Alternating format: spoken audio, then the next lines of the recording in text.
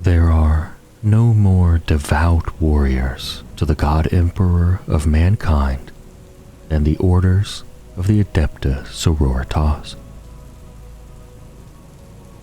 To witness their wars of faith as an ally is to be awestruck with the force of their belief. Deafening peals of battle psalms ring out, blaring from consecrated emitters and shouted from the lips of these zealous, holy soldiers.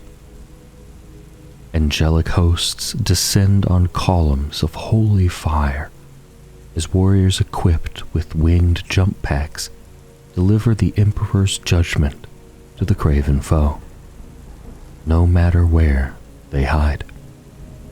Their elaborately crafted war gear and archaic tanks are illuminated with the sacred writings of saints and anointed with holy unguents. The battle sisters of the Adepta Sororitas bear the holy weaponry with which the Emperor's legions conquered the galaxy, and illuminate the faithless in lethal volleys from the holy trinity of bolter, flamer, and melta weapons. It is said the Emperor's benediction touches each of these warriors, manifesting as a nimbus of holy light in which his power is revealed in miraculous deeds of fortitude and divine strength. To face such righteous faith and holy ire is to face the conviction of belief itself. From blasphemers, heretics, and mutant strains to xenos breeds, idolaters, and iconoclasts, all cower before the judgment of the God Emperor and his sisters of battle. The Imperial Creed. To humanity, the master of mankind is a deity, the God Emperor. He is the source of their strength, their defense against abomination, and the deserving object of their adoration and loyalty. The galaxy-spanning religion that surrounds his worship is the Imperial Creed, its rites overseen by the Ecclesiarchy's priesthood, and its doctrine enforced by the Adepta Sororitas. Amongst the untold billions that populate the Imperium's planets, the Imperial Creed is the official religion. From the teeming slums of hive worlds to the noble spires that rise over civilized worlds, on isolated frontier planets, and aboard the countless ships that ply stable warp routes between them, the Emperor is deified and worshipped. Every day, offerings are made to him in praise, in tithe, and in blood, through the endless wars fought in his name. It is the Ecclesiarchy that provides the structure through which these offerings are demanded. Known formally as the Adeptus Ministorum, the Ecclesiarchy raise ostentatious temples and meager chapels, giant cathedrals that accommodate thousands, and shrines that house saintly relics, drawing pilgrims from many sectors away. The Ecclesiarchy's complex hierarchies of cardinals, missionaries, preachers, and zealous laity, under the overall leadership of the Ecclesiarchy on Terra, ensure the prescribed prayers and invocations are made, and teach the masses to guard against heresy and deviancy. These priests are tasked with maintaining and spreading the faith of the Imperium, converting the denizens of rediscovered worlds and giving sermons to warn against laxity of vigilance. What would grow into the ecclesiarchy began as one disparate group of religious cults, and the emperor still walked among his subjects. Their illicit worship fomenting in secret. In the wake of the Horus heresy, when it became known that the emperor had crushed the arch-traitor Horus and ascended to the Golden Throne, he was openly worshipped on hundreds of worlds. The nascent ecclesiarchy crushed or absorbed their rivals over many centuries, spreading to every strata of the imperial life before their recognition in M32 as the Imperium's official religious authority. How? Their influence and power is nigh on inescapable. From workers in munitorum complexes and sump-dwelling gangs, to cloistered bureaucratic scribes and guardsmen fighting on the front lines, almost all of humanity is ingrained with the concept of the Emperor's divinity. They know the sweat and sacrifice needed to honor it, and fear more than anything the vengeful punishment for not meeting such requirements. The ecclesiarchy's priests keep a close watch on their congregations, ever alert to the seeds of heresy. Witchcraft and mutation are rooted out, and whole populations are whipped up into frenzied zealotry, incited to turn on anyone suspected of consorting with Xenos or demons. The Adeptus Ministorum has the authority to seize, painfully interrogate, and execute those it suspects of crimes against the Imperial Creed, often in the most horrific and public manner. Some heresies, however, run far deeper than individual blasphemers and isolated cells of impure cults. When widespread deviancy rears its head, when idolaters amass in armed rebellion, or the ecclesiarchy's sacred holdings are under threat, the Adepta Sororitas are unleashed in a storm of righteous fire.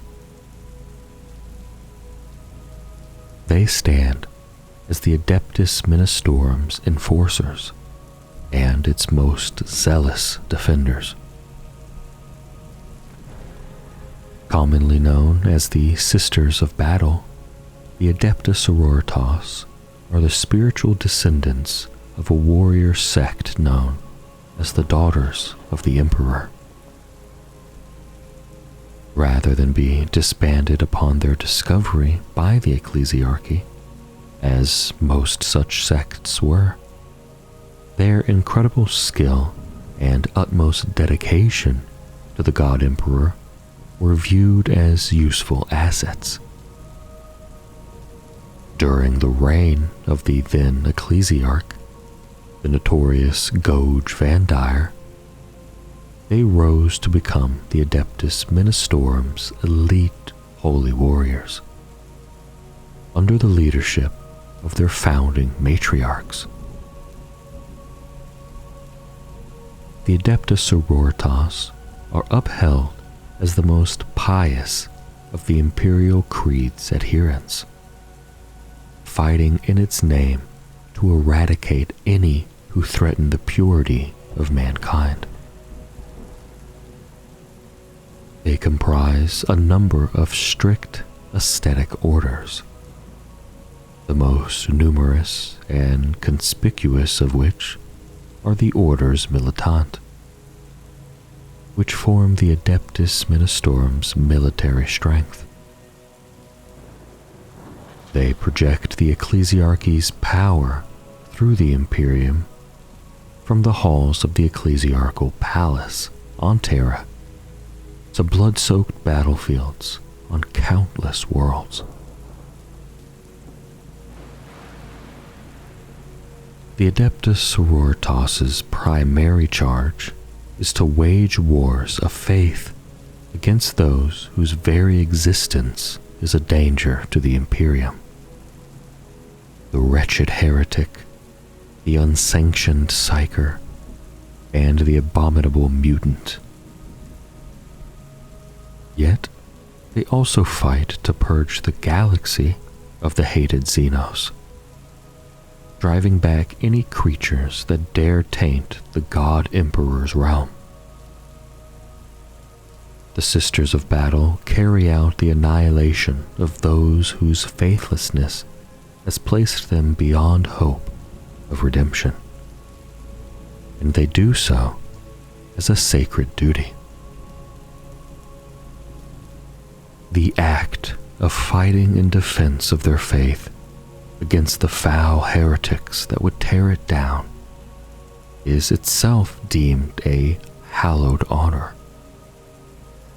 When not at war, they spend much of their time in prayer to the saints of the Imperium for guidance. These acts of worship carry over into their rigorous combat drills, periods of fasting, and moments of reflection on the deeds of their founders, ensuring that their physical conditioning goes hand in hand with their spiritual fortitude. The Matriarchs. Imperial history has known thousands of saints, many of whom were martial exemplars in life and worshipped by those who continue to purge the Imperium. The Adepta Sororitas revere 6 saints before all others, for these were the Matriarchs. Warriors all, they fought for their faith at the sisterhood's very founding during an era of faithlessness. When the Adeptus Ministerum was established as the Imperium's official religion, records from the Imperial Palace show that the ecclesiarchy sought to consolidate its hold by outlawing and dismantling the other emperor-worshipping cults. With its growing wealth, the armies at its disposal were enormous, and the ecclesiarch's position became so powerful that he and his successors became High Lords of Terra. In M36, the ecclesiarch Goge Vandire usurped the position of High Lord of the Administratum as well.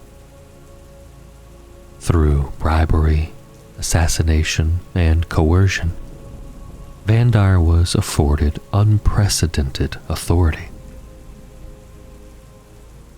With it, according to the Hagiographia Primus, he sought to bring the Imperium under his heel. But those who opposed his tyranny grew in number. Thus flourished a time of terror lasting for decades, during which billions died, whole planets burned, and faith itself wavered under Vandire's despotic regime. The histories refer to this period as the Reign of Blood. The original daughters of the Emperor were discovered on the little-known agri-world of San Leor at the height of the Reign of Blood. They were a small and isolated cult of a few hundred sisters, devoted to worshipping the Emperor and maintaining an inner purity.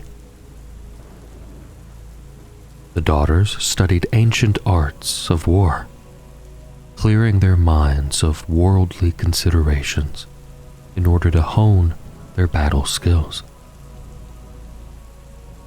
Illuminated biographies by Vandire's scribes describe the way in which the ecclesiarch honored San Leor with an ecclesiastical visit, taking oaths of fealty from the daughters after deceiving them into thinking he held the God Emperor's favor. The daughters of the Emperor, headed by their leader, Alicia Dominica, were instated as Vandire's bodyguard. They were his blade of judgment and his tool of vengeance against any slight perceived by his increasingly fragile sanity.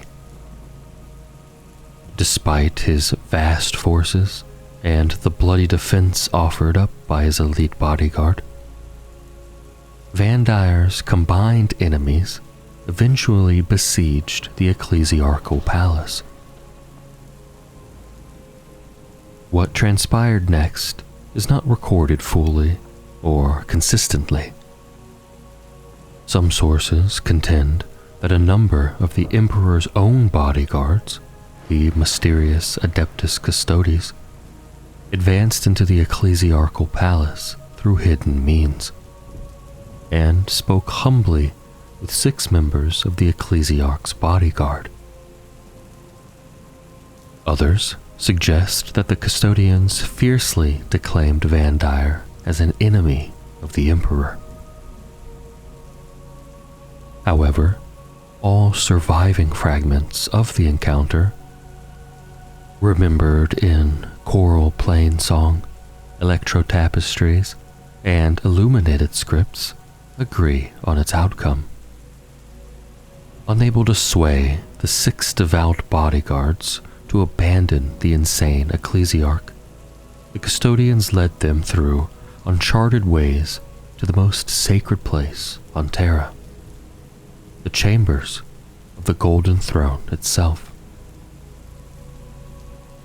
Alicia Dominica and her sisters Catherine, Lucia, Mina, Silvana, and Arabella entered the chambers alone. None alive now, save the God Emperor himself, know what was imparted to them. Yet, when they returned to Vandire's side, Alicia denounced the High Lord's corruption to her order. Surrounded by her 5 senior warriors, she beheaded the mad priest with one fell blow of her blade. Morvenn Vahl, Abbess Sanctorum of the Adepta Sororitas. Spiritual and military leadership of the Adepta Sororitas is vested in Morvenn Vahl, the recently elevated Abbess Sanctorum. By her uncompromising command is the might of the Order's militant unleashed to scour worlds clean with the fire of her aggressive piety. Vahl does not direct such crusades from afar, but plunges into battle at the forefront of the fight. Morvenn Vahl issues her directives in clipped and severe tones, her young features always set in an expression of stern resolve. Her strident devotion to the God Emperor and the defense of the Imperium is beyond question, and she is the beacon to which the entire sisterhood looks as their spiritual and martial exemplar. Vahl is a warrior first and foremost. She is a superlative frontline commander and expert combatant. However, she must be more than just this, for a galaxy-spanning force awaits her every order, and the guardianship of the faith of mankind is in her hands. These are heavy burdens to bear. Rather than a mark of honor, the heirs to Saint Dominica consider the position of abbess to be the highest of duties and responsibilities, one to be borne with stoicism, rigid devotion, and humble acceptance.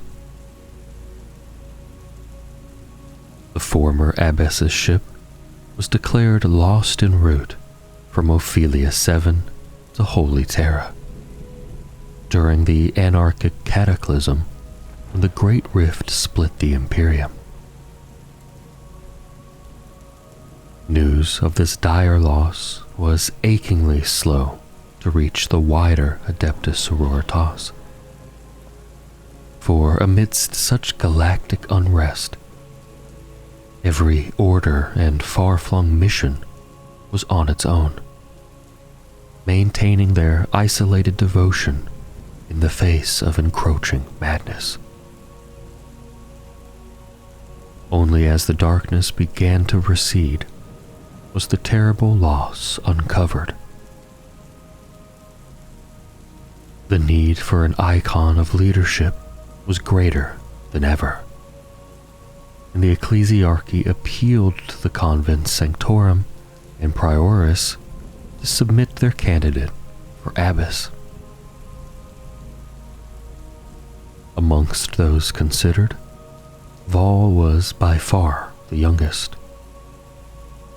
She was an aggressive and selfless Celestine superior of the Order of the Argent Shroud, whose dedication in the face of monstrous onslaughts had earned her the approval of her somber order.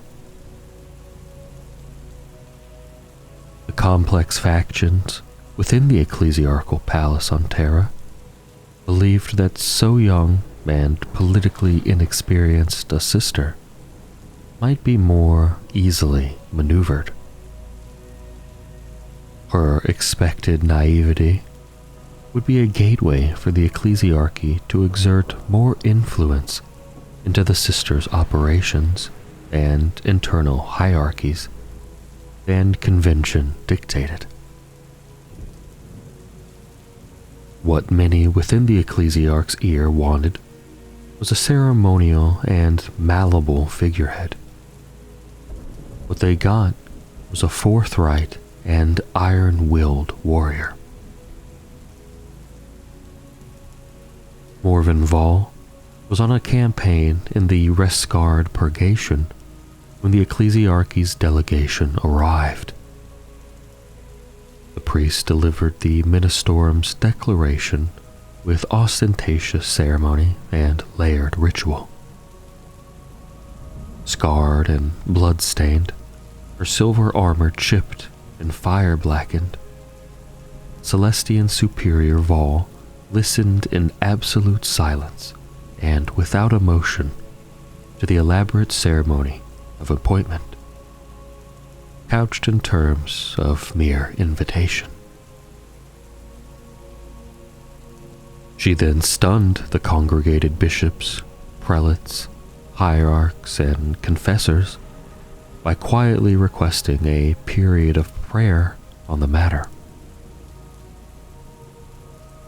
Vahl entered her mission's shrine to Saint Silvana and undertook a solitary meditation for 3 days, while increasingly nervous priests paced anxiously.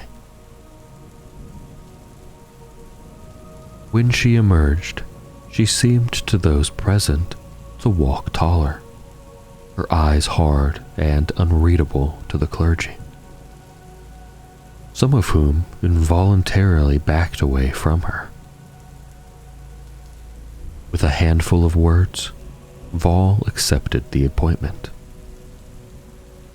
She commended a successor to her canoness before turning on her heel and striding swiftly for the priest's orbital transfer ship. Having planned many days of worship and ceremony to mark the appointment, gathered priests were aghast.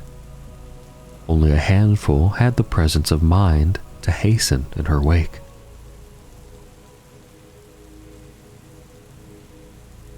In the months after her arrival upon Holy Terra, Vahl soon proved herself a dreaded opponent to those who sought to control her. She continued to wear full battle armor when receiving senior members of the Holy Synod, intimidating and unnerving them with her pitiless stare and brusque responses. Vahl threw herself into re-establishing personal contact with as many orders as possible, firmly deflecting any priests who tried to assure her that matters were already in hand.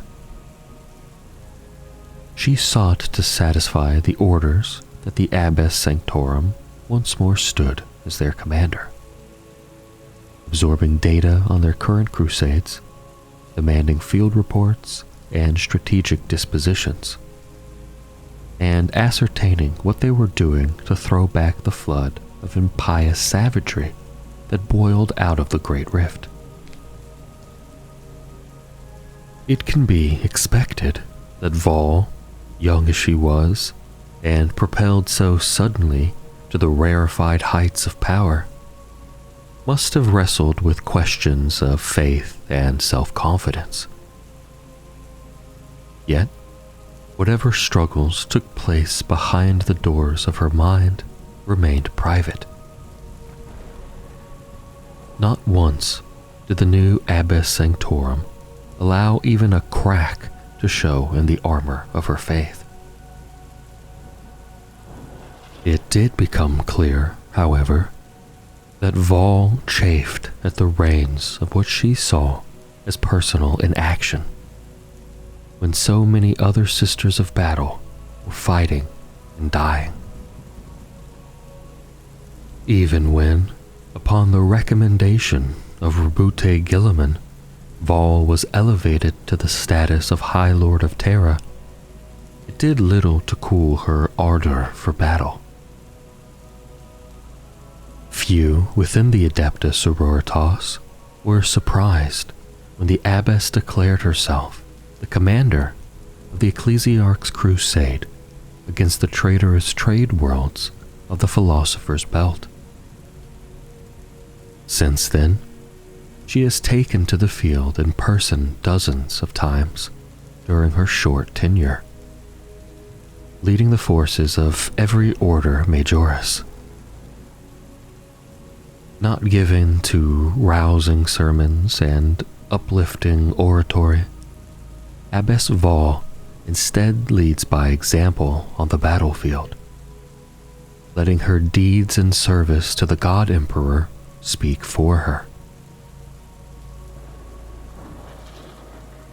Numerous senior sisters from several orders Dialogus and Famulus complement Vahl's command staff, deftly dealing with the slew of generals, planetary governors, admirals, and more that daily clamor for her attention.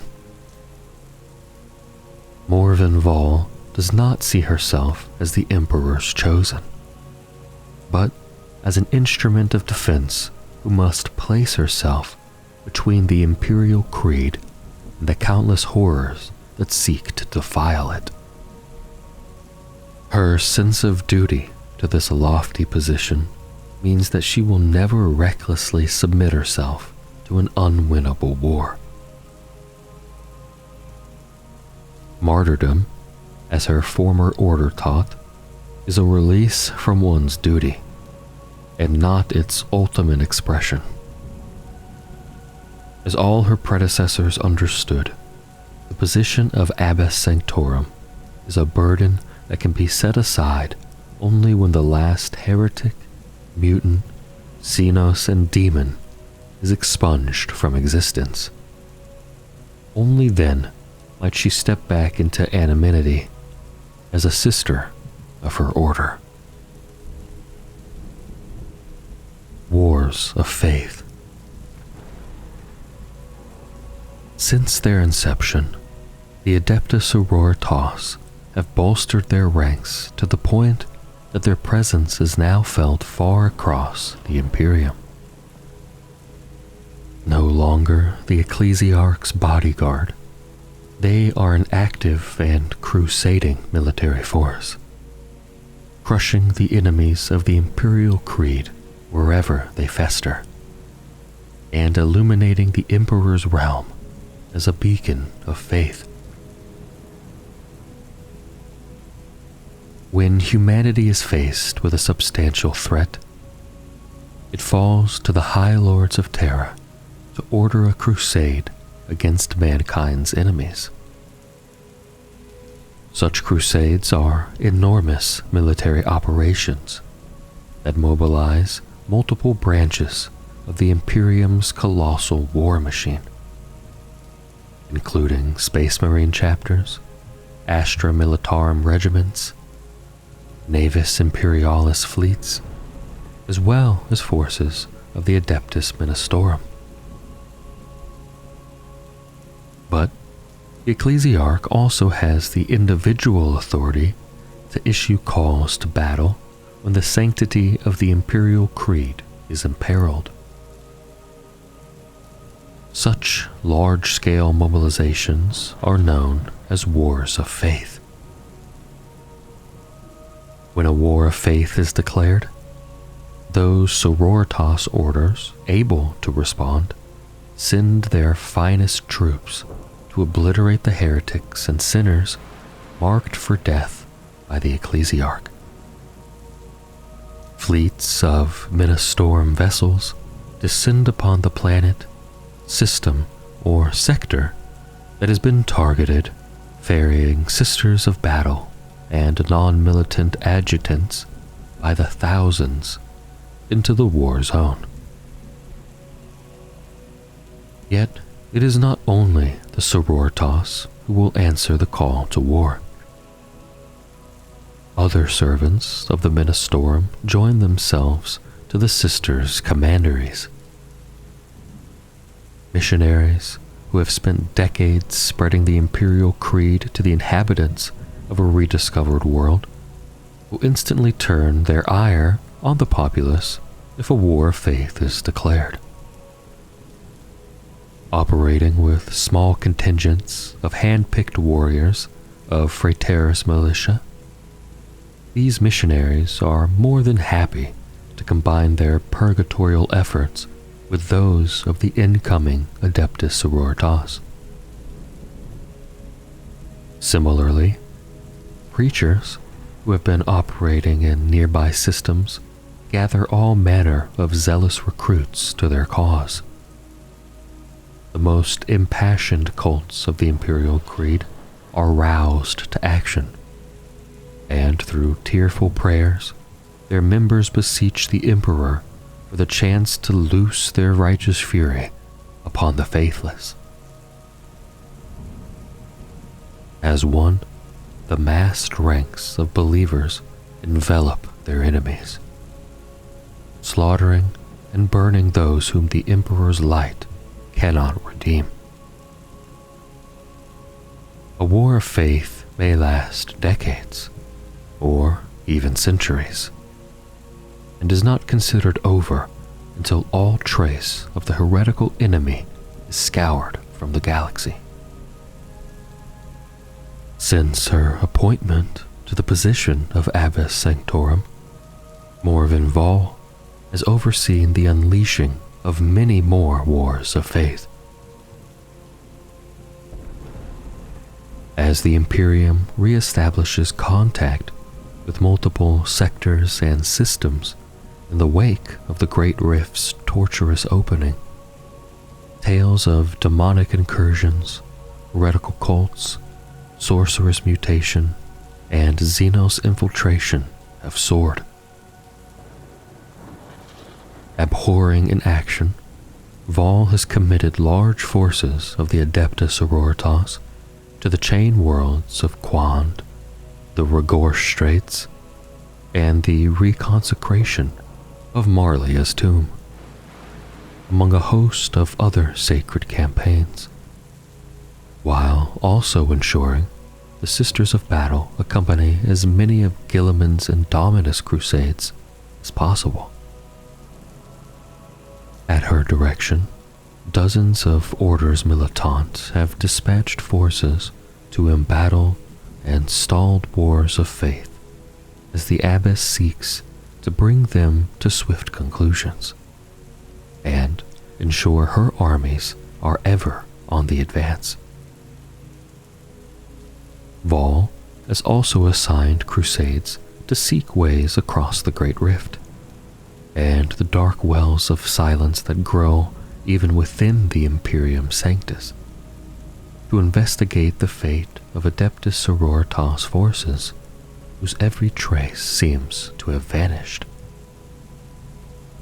She intends for Saint Josemin's Traverse, the Nakaman Gauntlet, the Shield Worlds of Baal, and the Pariah Nexus to all ring to the shouted prayers of the Adepta Sororitas, reigniting the beacons of the Imperium's faith. Celestine, the living saint. Sculpted wings spread wide, halo blazing, an ardent blade in hand, Saint Celestine is an embodiment of the God Emperor's might. She shines like a star amid the smoke and fumes of the battlefield, radiating holy light. The faithful are filled with strength and courage by her presence, even as heretics recoil in terror.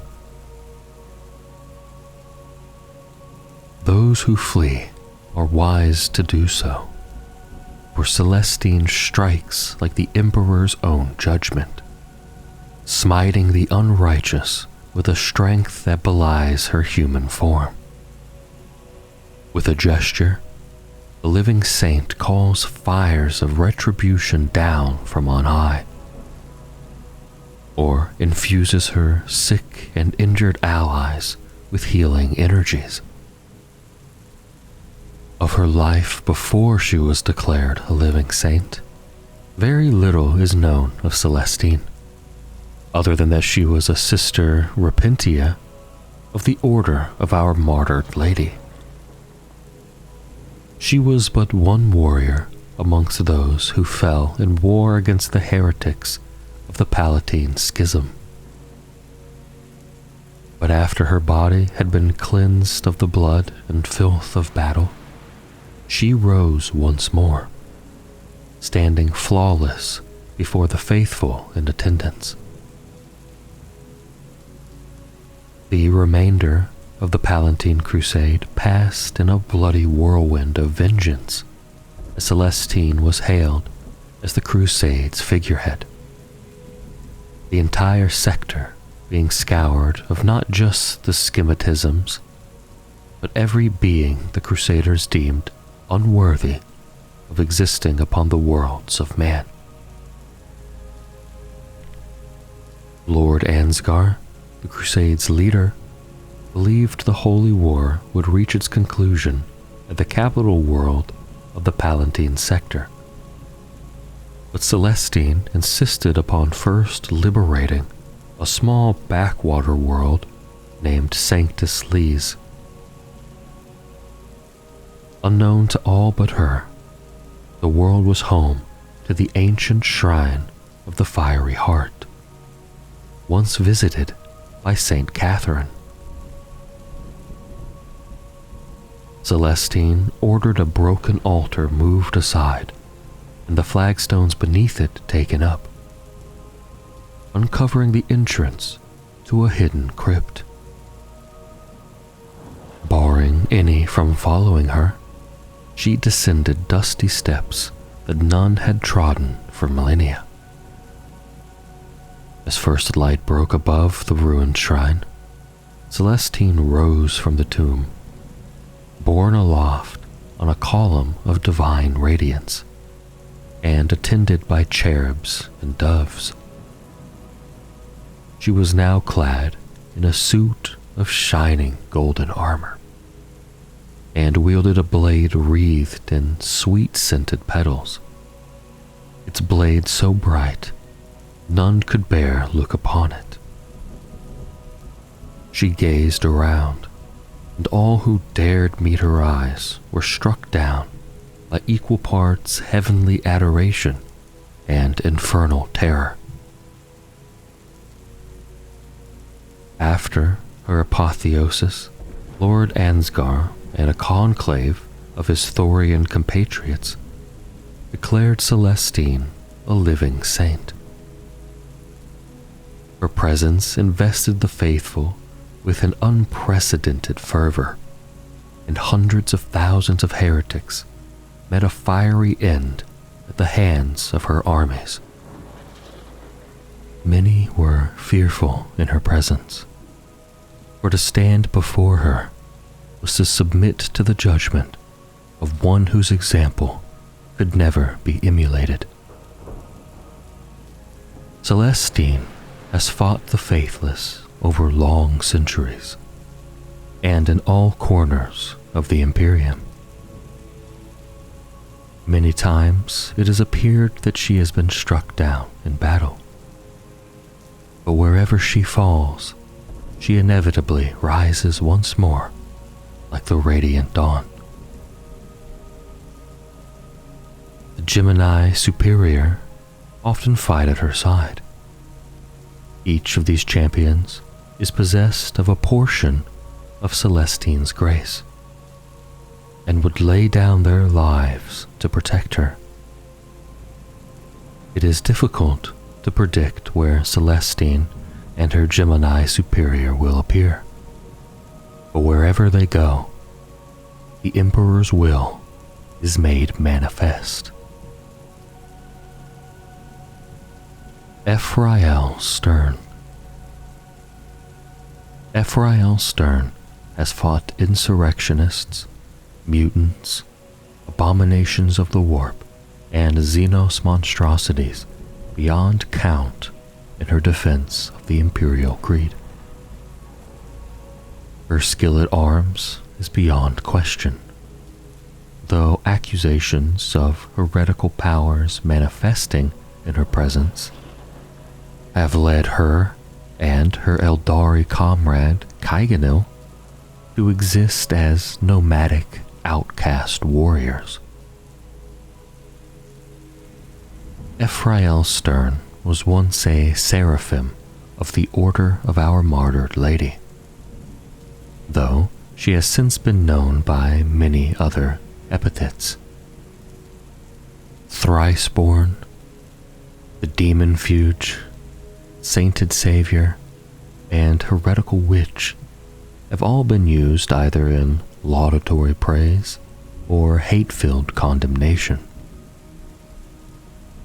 No records of her existence remain in the sanctuary in which she once trained and prayed. If any survive, then they may be inside the Order's fortress shrine within the Covenant Sanctorum, or perhaps in the private archives of certain high-ranking Inquisitors Hereticus. That such individuals are concerned with her deeds is a reflection of the suspicion in which Stern is now held. But it was not always thus. It was on Parnas, during an expedition to discover the fate of a lost order Pronatus that Stern was slain in battle against the minions of a greater demon of Slaanesh. This loathsome demon had physically ensnared 700 sisters of the Lost Order and forged them into a single flesh prison, formed of their bodies. The creature's followers called the unholy creation the Screaming Cage, for the sisters who formed it suffered endless agonies.